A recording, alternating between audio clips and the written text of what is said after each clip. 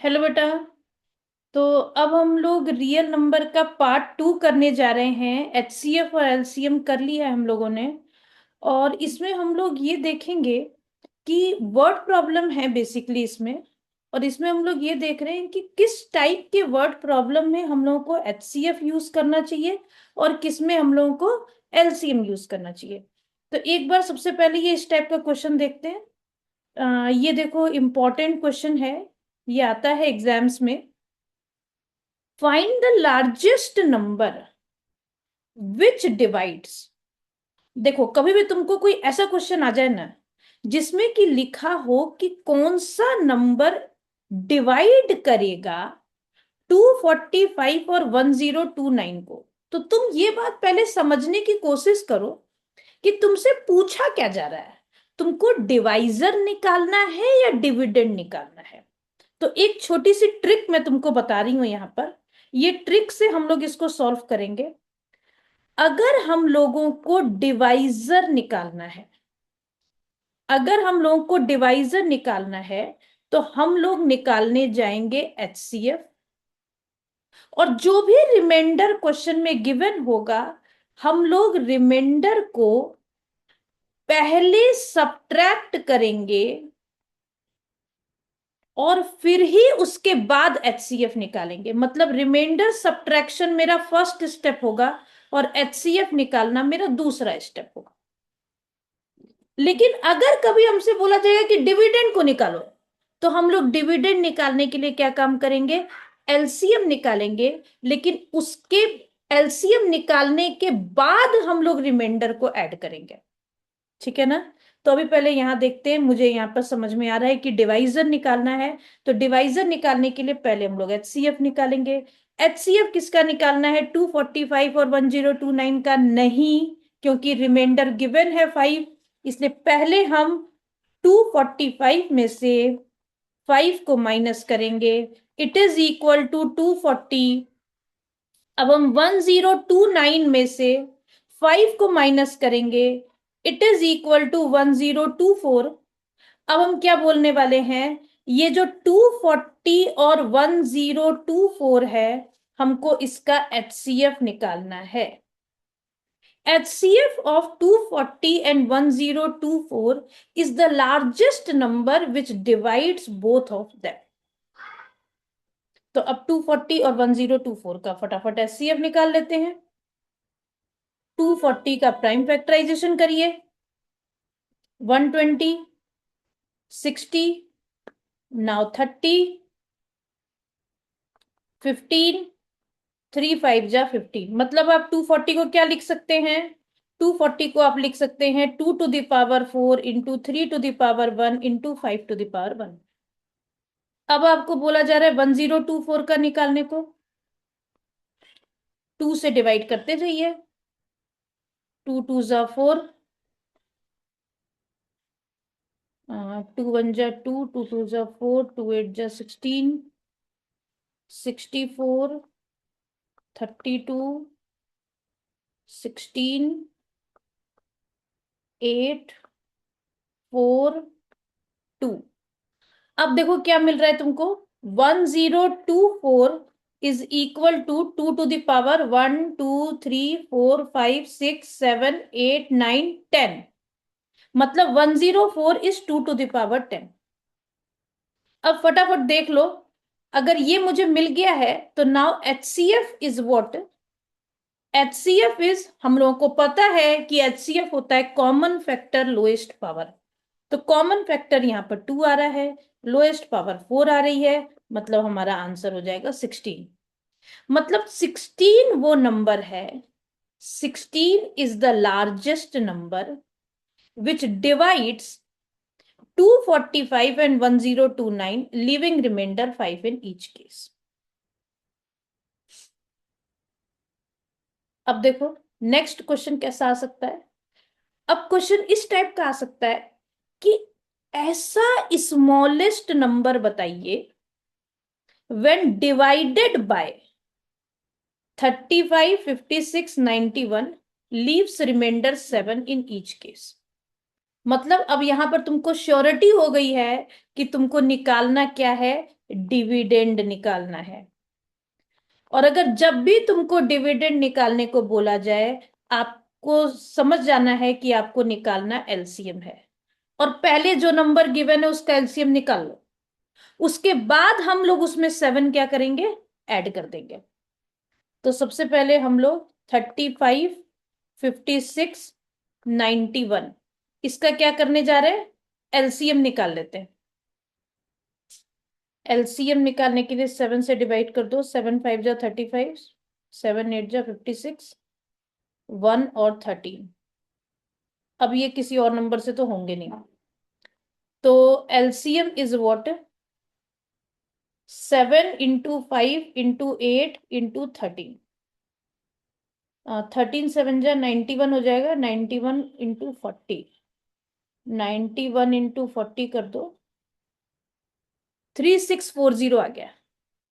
अब 3640 में तुमको क्या काम करना है, क्योंकि तुमको रिमाइंडर 7 बचाना है हर केस में, तो तुम लिख दो therefore smallest number is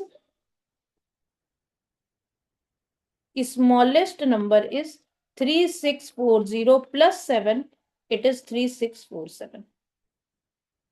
I hope बात समझ में आ गई। नाउ देखो, अब इस तरीके के क्वेश्चन आ सकते हैं। ये क्वेश्चन तो बहुत ही ज्यादा इंपॉर्टेंट क्वेश्चन है। 3 bells toll at interval of 9, 12, 15 minute respectively। मतलब 3 बेल हैं, पहली बेल जो बजती है वो हर 9 9 मिनट के बाद टॉल करती है, मतलब हर 9 मिनट पर बजती है एक बार। दूसरी बेल जो है वो हर 12 मिनट पर बजती है एक बार। तीसरी बेल जो है वो हर 15 मिनट पर बजती है एक बार।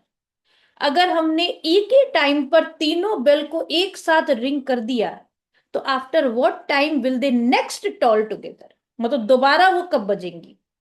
तो इसके लिए सबसे पहले तुम अपने दिमाग में ये सोचो कि तुम्हारा जो भी आंसर आएगा it should be less than 9 और ग्रेटर देन 15। तो आज जब तीसरी वाली बेल 15 मिनट में बज चुकी है एक बार, तो दूसरी बार बजने के लिए तो 15 से ज्यादा ही टाइम चाहिए ना। अगली बार तो 30 मिनट में ही बजेगी। तो इसका मतलब मेरा आंसर 15 हो सकता है या 15 से ज्यादा हो सकता है। तो इस बात का मतलब क्या हुआ, जब भी तुमको लगे कि तुम्हारा आंसर ज्यादा आने वाला है लार्जेस्ट नंबर से या लार्जेस्ट नंबर के इक्वल आ सकता है, तो हम निकालते हैं एलसीएम। अब हम 9, 12, 15 इन तीनों का एलसीएम निकाल लेंगे। 3 3 जा 9, 3 4 जा 12, 3 5 जा 15। तो अब मेरा आंसर कितना आ गया, 180 मिनट। 180 मिनट भी तुम आंसर लिख सकते हो, या अगर तुम आर में कन्वर्ट करना चाहते हो तो इसको 2 आर लिख सकते हो। अब देखो, अगर मान लो क्वेश्चन तुमको इस टाइप का मिल जाए, 2 tankers contain 850 litre and 680 litre of petrol respectively. मतलब कहने का मतलब तुम्हारे पास 2 टैंकर हैं, एक टैंकर की कैपेसिटी है 850 लीटर, दूसरे टैंकर की कैपेसिटी है 680 litre. Find the maximum capacity of container which can measure the petrol of either tanker in exact number of times. मतलब तुमको एक ऐसा कंटेनर चाहिए जिसको कि मान लो तुम इसके पेट्रोल को मेजर करना चाहते हो 850 लीटर को, तो तुमको क्या करना होगा, इसको मान लो 85 टाइम्स तुमको यूज करना पड़ेगा। तो एक एक क्या नाम है, कंटेनर की कैपेसिटी कितनी हो जाएगी, 10 लीटर। मतलब अगर तुम 10 लीटर का एक कंटेनर ले लो तो 85 टाइम्स में तुम्हारा काम हो जाएगा। ऐसे ही तुमको ये बात पता लगानी है कि कौन सा मैक्सिमम कैपेसिटी का कंटेनर में ले लूं कि मैं इसको एग्जैक्ट नंबर में मेजर कर पाऊं, और उसी कंटेनर से मुझे इसको भी मेजर करना है। तो डेफिनेटली मेरा आंसर 850 से बड़ा तो आ नहीं सकता, ये तो खुद ही कंटेनर ही है इतना बड़ा, इसको तो मेजर करना है। और 680 से भी छोटा ही आना चाहिए। तो इसका मतलब हमको निकालना है यहां पर HCF 850 और 680 का। तो HCF निकालने के लिए अगेन वही रूल हम यूज करेंगे अपना, 850 का हम प्राइम फैक्टराइजेशन कर लेंगे।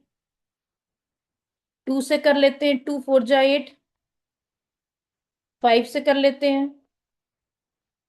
5 से कर लेते हैं, और तो देखो होगा नहीं।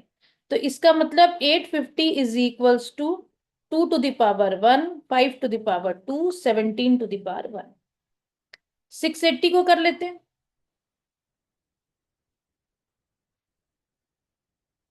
2 1 जा 2, 7 जा 8 जा 5 जा,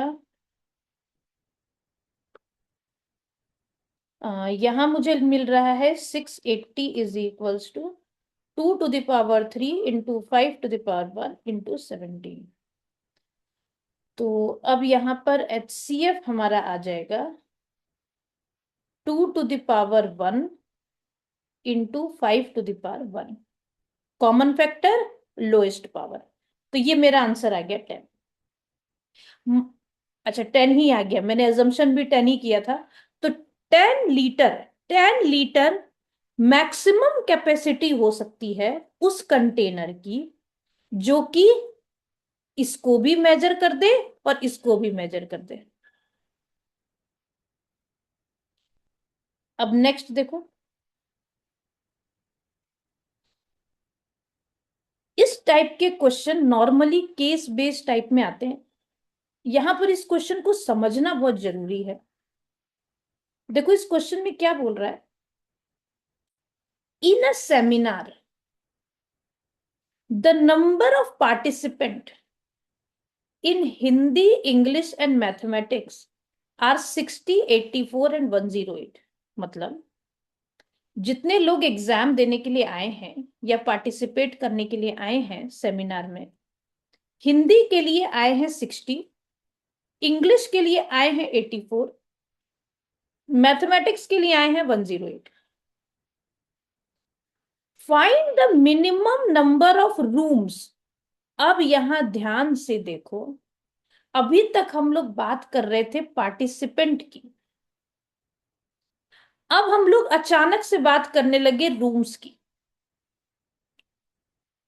मतलब अगर मैं HCF या LCM निकालने जाऊंगी तो मैं तो HCF और LCM पार्टिसिपेंट का निकालूंगी, रूम्स का तो निकालूंगी नहीं, क्योंकि रूम्स के तो नंबर यहां पर गिवन नहीं है।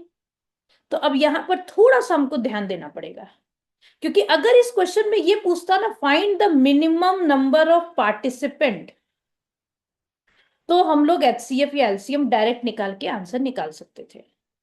अब ये बोल रहा है find the minimum number of rooms required if in each room same number of participant are to be seated.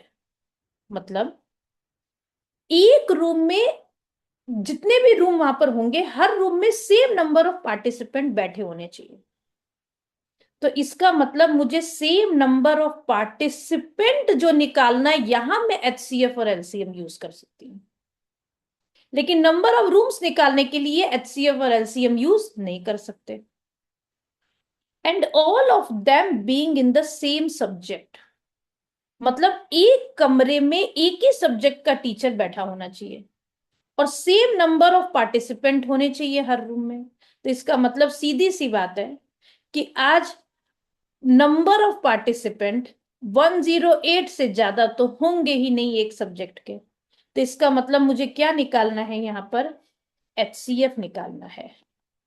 HCF निकाल के हम लोग निकालेंगे क्या, हम लोग ये निकालेंगे कि एक रूम में कितने पार्टिसिपेंट बैठा सकते हैं हम लोग। तो HCF किसका निकाल रहे हैं हम लोग, 60, 84 और 108 का।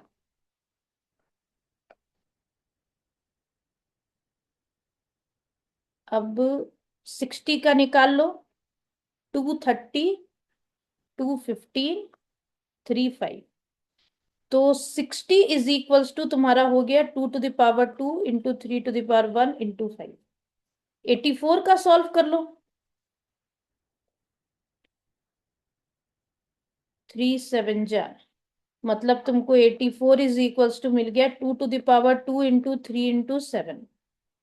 अब 108 का निकाल लो।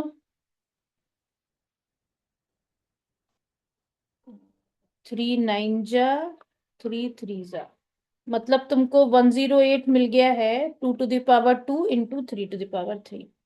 अब एचसीएफ कैसे निकालेंगे हम लोग? तो एचसीएफ होता है हमारा कॉमन फैक्टर लोएस्ट पावर। तो एक तो 2 है, एक 3 है कॉमन फैक्टर।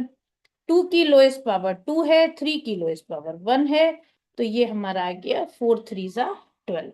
मतलब हम एक रूम में 12 पार्टिसिपेंट को बैठा सकते हैं। अब ये सोचो, ये 12 आया क्या है? ये 12 आया है number of participant can be seated in one room. ये हमने निकाल लिया है 12। अब हमको निकालना क्या था? Number of rooms. तो पहले मुझे ये तो पता चले मेरे पास पार्टिसिपेंट हैं कितने हैं। पार्टिसिपेंट मेरे पास कितने हैं? 60 प्लस 84 प्लस 108। तो टोटल पार्टिसिपेंट वो तुम्हारे पास कितने आ रहे हैं? 60 प्लस 84 प्लस 108। ऐड कर लो इनको।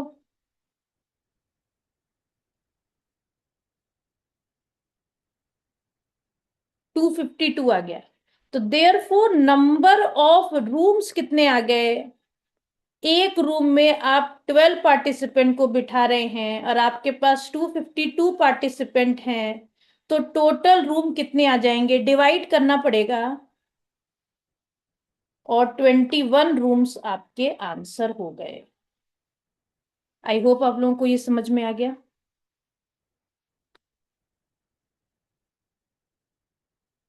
थैंक यू बेटा।